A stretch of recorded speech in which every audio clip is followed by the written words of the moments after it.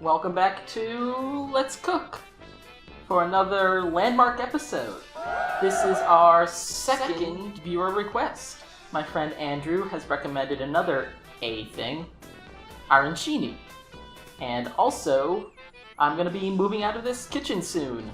So that'll make like the third or fourth kitchen on this show. 1, 2, 3. Enjoy the setup while you can. Hopefully the next one will be a little bit better. This recipe comes from foodnetwork.com, which is always kind of my default resource for recipes. And we are going to need 2 eggs, preferably from a chicken. We're going to need some breadcrumbs. I know this is an Italian recipe, but I don't have Italian breadcrumbs. All I have are Panko. So, going for Panko. Cross-cultural Arancini day. I also don't have fresh parsley. I thought I did. Turns out it was cilantro. That would be a bad idea. So instead, I'm going to use a mix of oregano and basil, both dried. And when you use dried herbs instead of fresh, you use about half. The recipe calls for, I think, 2 tablespoons, so it's going to be 1.5 teaspoons of each. 3 cups of broth. Recipe calls for chicken. I don't eat chicken, so it's going to be vegetable broth. And then my favorite part over here is the lineup of cheeses. You need some mozzarella, which is actually left over from me making some eggplant parm with this. And then we need some fontina. More like funtina, am I right? I don't know how funtina is. I don't even know anyone named Tina. And then we're also going to need some parm. Preferably parm reg. I don't know what I have here. It just says Parmesan. But it's award-winning. I can talk. Today's not a good day for talking, I apologize. And then of course the most important thing for arancini, which I saved for last for some reason, is the actual arborio medium grain rice. And our first step is to cook some amount of blah with some amount of other blah. Hopefully future me will change the word blah into whatever it's supposed to be. Now let's go over to the cooktop. Woo! Once your 3 cups of liquid are at a boil, I actually forgot to mention this recipe needs a little bit of salt. Here's your little bit of salt. And then stir in 1 cup of arborio rice. More like our not boring rice. Why do I even try? Reduce the heat to low, 20 minutes until tender, and then cool completely. So I'll see you in 20 minutes cooled completely. That's a sentence.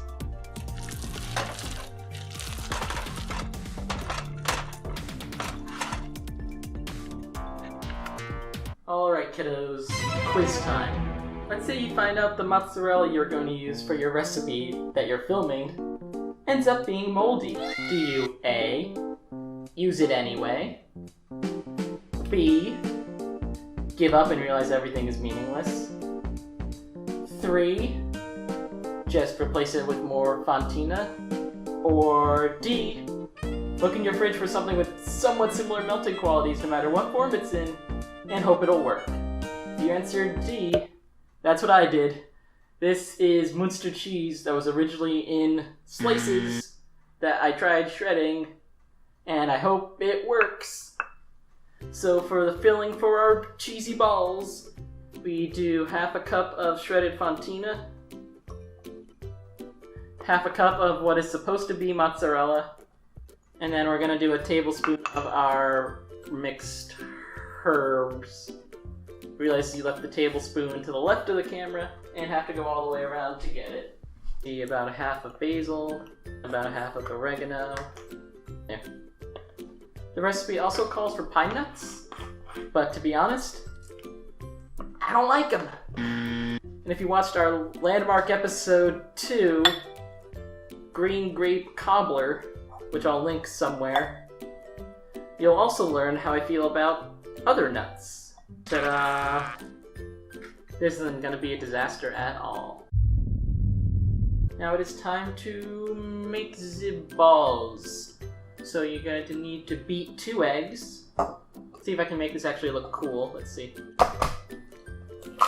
No! It's only half cool. I failed with my right hand. Don't you hate it in life how you have like one hand that can do everything, and there's one that's like, I don't know how to crack an egg. And look at all this shell I got in it. You know, I think I've determined the name of this episode. We'll see if I go through with it during editing. But now I've got to beat this. Just beat it. Open up your mouth and feed it. Along with the Parmesan. This is half a cup. 2/3 of a cup of breadcrumbs. And our cooled arborio rice. Ew. Ew. Ew. Ew. Ew. And we're going to mix this together as well. I don't think the whisk is the right tool at this point. I'm gonna go get a spatula. Hey, remember that time when I said always have a spatula ready? Well, at least I have a running joke. Stir it up. Stir it up faster than that. We're on a time limit here. This is a quick cooking episode. That's good enough. Now we're going to make 1.5-inch bowls. Balls. That's 1.5 inches, right?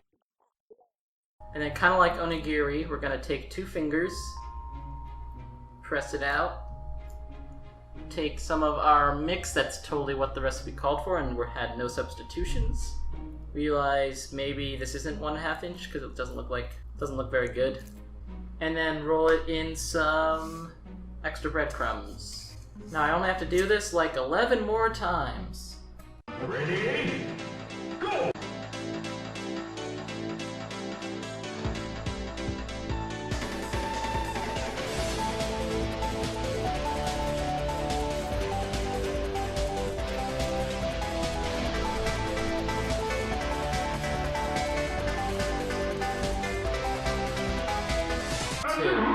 Once these are done, we're going to loosely cover them in plastic wrap and store in the fridge for an entire hour.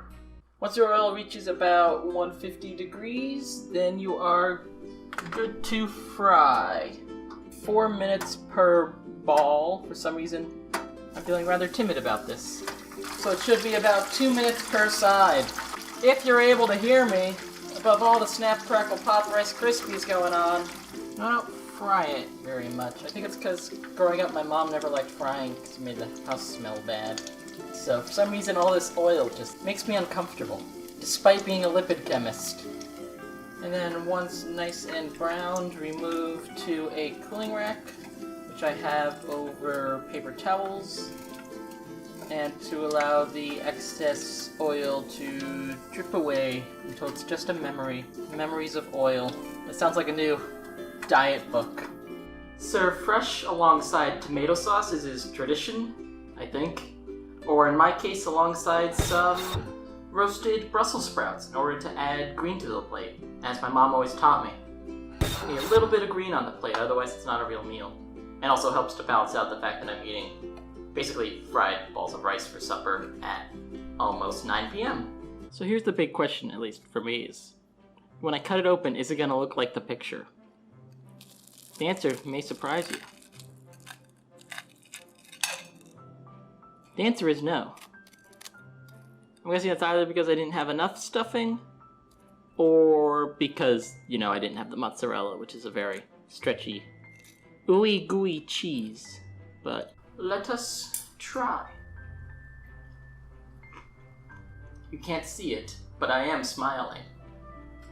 I mean, it's fried food, so it's really nice in terms of just basic texture and salinity.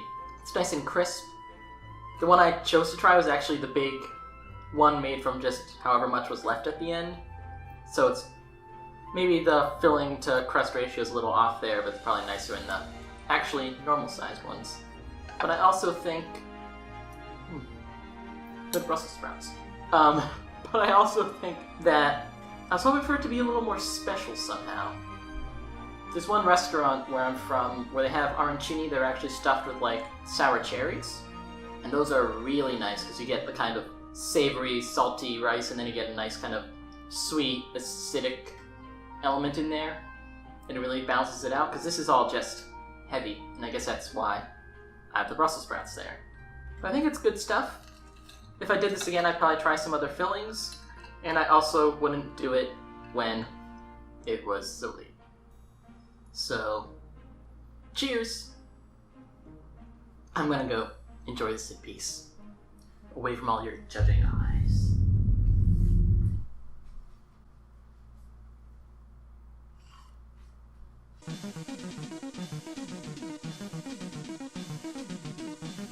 Water always tastes better when served in a wine glass.